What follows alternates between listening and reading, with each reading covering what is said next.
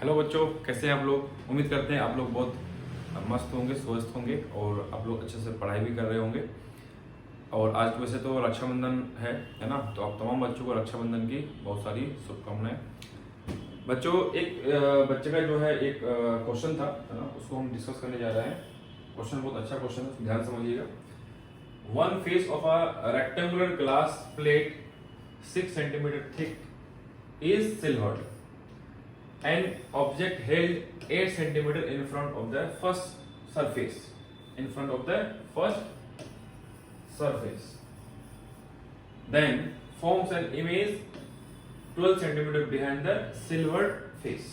Okay. The refractive index of the glass plate is. कहने का मतलब क्या है बच्चों, एक ग्लास प्लेट है ना। इस ग्लास प्लेट का थिकनेस कितना है? 6 सेंटीमीटर।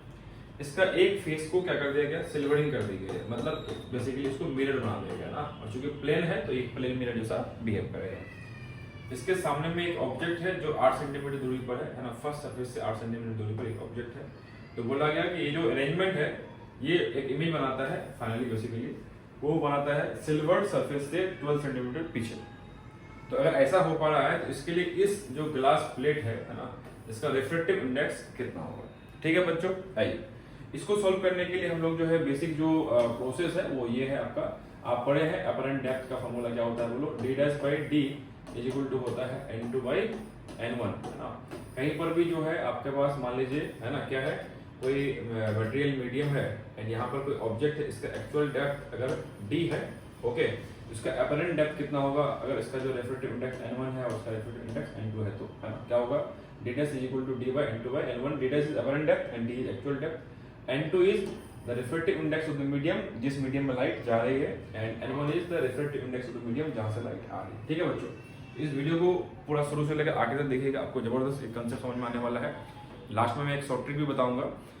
कोशिश करूंगा कि वीडियो जितना शॉर्ट से शॉर्ट हो पाए, ठीक है, बट फिर भी डिस्कशन पूरा डिटेल्स करना है तो कहीं ना कहीं थोड़ा सा टाइम तो लगेगा। पूरा शुरू से आगे देखिएगा बच्चों, ठीक है। आइए पहले बच्चों इसको समझते हैं बेसिक तरीके से। देखिए सबसे पहले बच्चों आपका यहाँ पे ऑब्जेक्ट है, ये कहाँ पर है बोलो? 8 सेंटीमीटर दूरी पर है। कहाँ पर है? 8 सेंटीमीटर दूरी पर है। तो जब लाइट इससे निकलेगी, है ना, इस पॉइंट ऑफ क्या होगा? पॉइंट ऑफ इंसिडेंस हो जाएगा। फिर लाइट वहां पे रिफ्रैक्ट करेगी। क्या करेगी? रिफ्रैक्ट करेगी। तो रिफ्रैक्शन का फॉर्मूला जो है प्लेन सरफेस वाला, उसके लिए हम लोग यूज कर लेंगे, बताओ, d dash by d is equal to n2 by n1। तो बच्चों d तुम्हारा क्या है? फर्स्ट सरफेस से 8 सेंटीमीटर दूरी पर है। n2 क्या है? Refractive index of the medium जिसमें लाइट जा रही है। तो अभी ऑब्जेक्ट कहां पर है? एयर मीडियम में। यहाँ क्या क्या है बोलो? एयर है। इसका n कितना हो जाएगा बोलो? 1। तो 1 से इस मीडियम में जा रही है तो इसकी रिफ्रैक्टिव इंडेक्स कितना है? मान लो n, जो अपने को कैलकुलेट करना है। तो बच्चों क्या हो जाएगा? d dash by d is equal to n by 1 हो जाएगा। Basically it gives you d dash is equal to 8n हो जाएगा।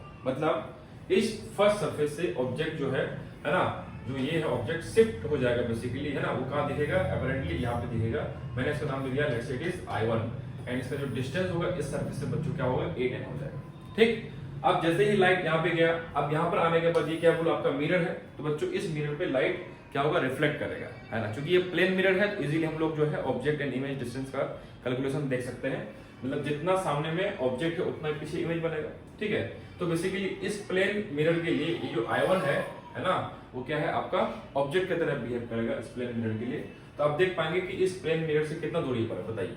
अब चूंकि इस सरफेस का 8n पर है और इसका थिकनेस 6 सेंटीमीटर है, तो प्लेन सरफेस से जो i1 है, जो बेसिकली एक वर्चुअल ऑब्जेक्ट है मिरर के लिए, वो कितना दूरी पर बताओ? 8n plus 6। ओके। तो basically my dear students, plane surface में रिफ्लेक्शन के केसेस में आपको पता है u is equal to v होता है मैग्नीट्यूड वाइज, है ना। हालांकि वो क्या होता है, सामने में ऑब्जेक्ट और पीछे इमेज बनता है। ठीक है। तो आप देख पाएंगे यहाँ पे नेमिंग कर रहा हूँ, p है, यहाँ पर i1 है। तो pi1 इज इक्वल टू क्या होगा बोलो? pi2। pi2 में i2 क्या है बच्चों? Image form by the plane mirror, है ना। तो क्या होगा? It will be of course 8n plus 6, है ना। 8n प्लस 6 समझ पाए आप लोग? ये आपका 6 है, ये 8n है। तो इतना डिस्टेंस पर आपका जो ऑब्जेक्ट है प्लेन मिरर के लिए, उतना ही पीछे क्या बनेगा? इमेज बनेगा। ठीक है। तो इमेज ऑफ प्लेन मिरर क्या होगा बच्चों? 8n प्लस 6 होगा। कितना? मिरर के पीछे, मतलब जिसको हम लोग i2 बोल रहे हैं। क्या बोल रहे हैं? i2 बोल रहे हैं। तो ये i2 कितना डिस्टेंस बताओ? 8n प्लस 6 होगा। ठीक है बच्चों। अब चूंकि यहाँ पर लाइट वापस से क्या होगा बोलो? रिफ्लेक्ट होगी। क्या होगी? लाइट रिफ्लेक्ट होगी। जब लाइट रिफ्लेक्ट होगी तो वापस से इस सरफेस को क्या करेगा? लाइट प्रोड्यूस करेगी। तो यहाँ पर वापस से रिफ्लेक्शन होगा। तो बेसिकली सेकंड टाइम रिफ्लेक्शन होने वाला है। क्या होने वाला है? सेकंड टाइम रिफ्लेक्शन हो रहा है, तो सेकंड टाइम रिफ्लेक्शन के देखा जाए तो I2 ऑब्जेक्ट हो गया बच्चों। क्या हो गया? I2 ऑब्जेक्ट हो गया। तो आप जो है बताइए I2 सेकंड टाइम रिफ्लेक्शन के लिए ये जो सरफेस है बेसिकली है ना, तो इस सरफेस से कितना दूरी पर है आप बोल पाएंगे? बताओ। ये तो आपका प्लेन मिरर से 8n + 6 है और ये ऑलरेडी 6 सेंटीमीटर तो है ही, तो टोटल डिस्टेंस कितना हो गया बोलो? 6 + 8n + 6। ओके, तो वापस से जो है प्लेन रिफ्लेक्शन हो रहा है, तो हम क्या लगा देंगे फॉर्मूला d'/d = n2/n1, इसको हम लोग प्यार से बच्चों को d" भी बोल सकते हैं, क्योंकि हम लोग एक बार d' यूज कर चुके हैं, तो सेकंड टाइम रिफ्लेक्शन के लिए d" बोलेंगे। तो d" कितना होगा बोलो? बोल पाएंगे? n2/n1। अब n2 कौन है?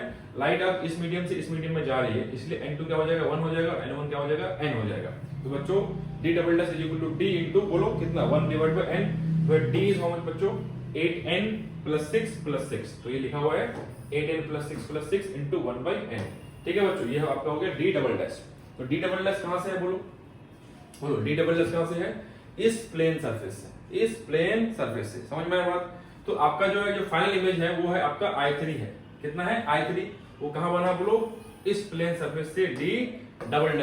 कितना बना? d" है ना। आप बार बार इस बात को बोलते चलिए, इससे फायदा क्या होगा कि आपको जो है कुछ चीज कैलकुलेशन बार बार दिमाग में घूमेगा, तो आप इजीली इसको रिलेट कर पाएंगे। तो जो फाइनल जो इमेज बना वो है I3, इस सरफेस से कहां बना? d'। वो d" इज हाउ मच? आप देख पाएंगे आप बच्चों कितना होगा बताओ? 8n + 6 + 6 = 12, तो 8n + 12 × 1/n। ओके, ठीक है बच्चों। तो अगर हम बात करें, चूंकि क्वेश्चन में दिया हुआ है कि जो इमेज बना I3 वो प्लेन मिरर से कितना दूरी पर ये दिया हुआ है, वो कितना है? 12। अपने को पता है कहां से है? यहां से है। तो क्या इस d" में से अगर 6 को सब्ट्रैक्ट कर देंगे तो क्या अपने पास जो होगा वो प्लेन मिरर से बचेगा? ठीक है, इसलिए हम लिख रहे हैं यहाँ पर, बताओ 8n + 12 × बोलो 1/n, ये आपका होगा d'। इसमें से हमने 6 इस 6 को घटा दिया, तो ये बचा ना बच्चों, और ये दिया हुआ क्वेश्चन में 12 सेंटीमीटर। ओके, देन हम लोग इसको जो है सिंपलीफाई कर सकते हैं। सिंपलीफाई करेंगे माय डियर स्टूडेंट, आपका n का वैल्यू कितना होगा? 1.2 हो गया।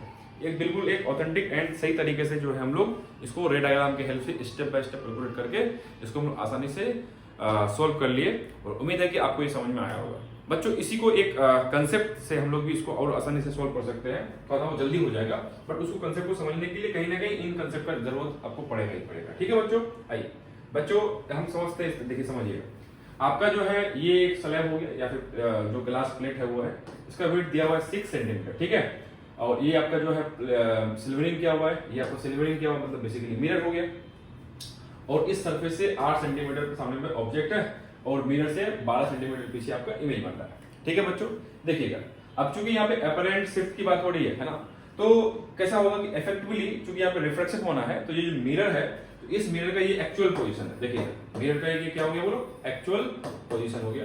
तो चूंकि यहाँ पे रिफ्लेक्शन हो रहा है, क्या हो रहा है? रिफ्लेक्शन हो रहा है, तो हम लोग ऐसा बोल सकते हैं कि मिरर जो है ना, इस थिकनेस के बदले में अपरेंटली इतना शिफ्टेड दिखेगा, मतलब बेसिकली आपको मिरर यहाँ पे दिखेगा अपरेंटली। समझ पाया मेरी बात? तो बेसिकली ये जो है आपका क्या हो गया बोलो? x हो गया, है ना। तो मिरर कितना शिफ्ट हो गया? 6 - x से शिफ्ट होकर के मिरर यहाँ पे दिखेगा। क्या है बच्चों, आप समझ पा रहे हैं? ठीक है, अगर आपको ये समझ में आ गया तो अब जो है आसानी से आप लोग उसको सोल्व कर पाएंगे। देखिएगा बहुत सिंपल है प्यारे बच्चों, देखेंगे फटाफट, है ना। तो हमने मान लिया कि जो है जो इफेक्टिव जो विड्थ है इसका, इस ग्लास प्लेट का, वो कितना हो गया? x हो गया, है ना। तो ऐसा क्यों हुआ? बिकॉज प्लेन मिरर जो है वो अपरेंटली शिफ्टेड दिखेगा। ठीक है, अब बताइए प्लेन मिरर से जो अपरेंट पोजीशन है उससे कितना दूरी पर ऑब्जेक्ट है बताइए? 8 + x। कह रहे बच्चों कहां पर है? 8 + x पर ऑब्जेक्ट है। तो क्या हो गया? उससे उतना पीछे क्या बनने वाला है? इमेज बनने वाला है। जितना सामने में मिरर के सामने में ऑब्जेक्ट होता है एंड उतना ही पीछे क्या बनने वाला है बोलो? इमेज बनने वाला है। ये ऐसा इसलिए समझना आपको, देखिए आपको ये भी फील होगा कि सर डायरेक्टली ऐसा कैसे बोल सकते हो। बेसिकली इसमें वही हो रहा है चीजें जो आपको मैंने प्रीवियस तरीके से समझाया स्टेप बाय स्टेप करके, उसी का ये इफेक्टिव रिप्लेसमेंट है कि हम लोग मिरर को ही इफेक्टिवली शिफ्ट कर दें, बार बार जो है मल्टीपल रिफ्लेक्शन ना करना पड़े, उसके लिए हम इफेक्टिवली मिरर को ही शिफ्ट कर दे रहे हैं। तो ये मिरर का जो ब्लू कलर से जो आपको दिख रहा होगा, मिरर का अपरेंट शिफ्टेड पोजीशन है। फाइन, तो शिफ्ट होकर कहां गया बोलो? x हो गया। फाइन ना।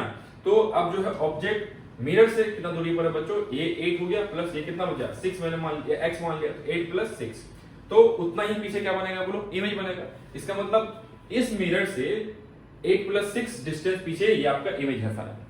क्या आप मेरी बात समझ पाए क्या? तो फ्रॉम दिस मिरर जो अपरेंट पोजीशन है मिरर का, लेट्स से इसको हम बोल देते हैं m'। क्या बोलते हैं इसको? m डैश और ये आपका हो गया एक्चुअल मिरर m हो गया। तो m डैश से कितना दूरी पर ऑब्जेक्ट है 8 प्लस x, तो उतना ही पीछे क्या बनेगा इमेज बनेगा। इसका मतलब m डैश से 8 प्लस x पीछे आपका इमेज बन रहा है। उसी बात को बच्चों हम लोग जो है गिवन क्वेश्चन के डेटा के फॉर्म में बोल सकता हूं कि सर ये आपका 12 हो गया, ये कितना है बोलो, आप बोल पाएंगे 6 माइनस x कितना हो गया बोलो, ये डिस्टेंस कितना है 6 माइनस x, तो बेसिकली आपका हो गया 6 minus x plus 12, 6 minus x ये हो गया प्लस 12 इज इक्वल टू इमेज का distance from this mirror m dash.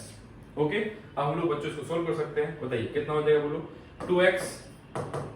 2x is equal to क्या होगा 12 plus 6 is 18 minus 8 that is कितना हो गया 10 हो गया, that gives you x is equal to कितना 5। ओके बच्चों, ये आपका x आया, ठीक। और अपन को पता है कि d dash by d is equal to क्या होता है बोलो, n2 बाय n1 होता है बच्चों। तो d डैश आपको पता है, मिरर के लिए हम लोग अगर बात करें अपरेंट पोजीशन, तो d डैश कितना है बोलो 5 डिवाइड बाय d कितना है बच्चों 6 है, क्लियर है, is equal to n2 bye n1 और है ना n2 बाय n1। तो अगर आप मिरर को ऑब्जेक्ट मान लें, मतलब मिरर के लिए अगर हम लोग अपरेंट शिफ्ट देख रहे हैं, तो मिरर से लाइट निकली कहां गई, एयर में गई, तो एयर का रिफ्लेक्टिव इंडेक्स क्या होगा n2 that is 1 here and n1 आपको क्या है n जो निकालना है, ठीक है बच्चों।